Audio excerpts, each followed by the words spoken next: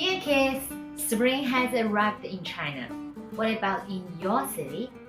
Do you know what things that happened can represent the coming of spring?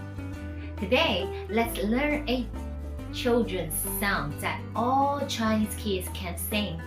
春天在哪里? Where is spring? Before the song plays, let's learn some Chinese words in the lyrics together. 春天 春天 Spring 哪里 哪里 Where 这里这里 Here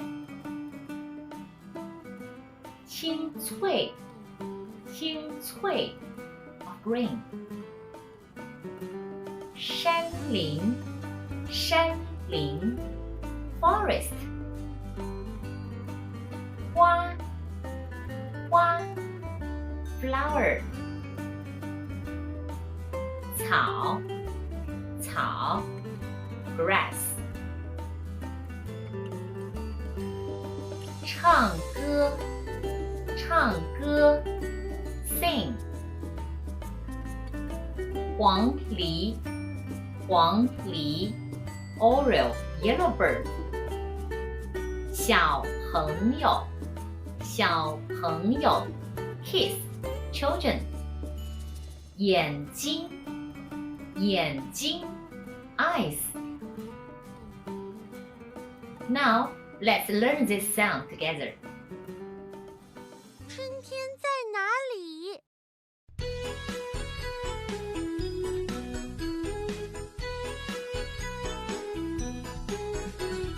春天在哪里呀？春天在哪里？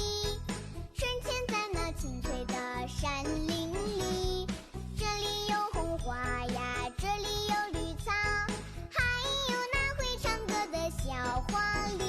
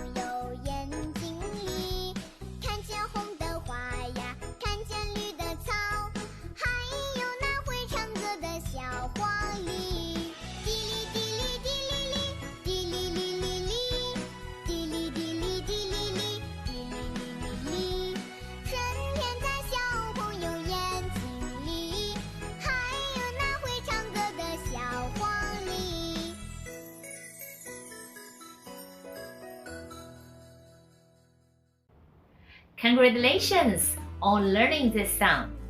Dear children, can you feel the arrival of spring?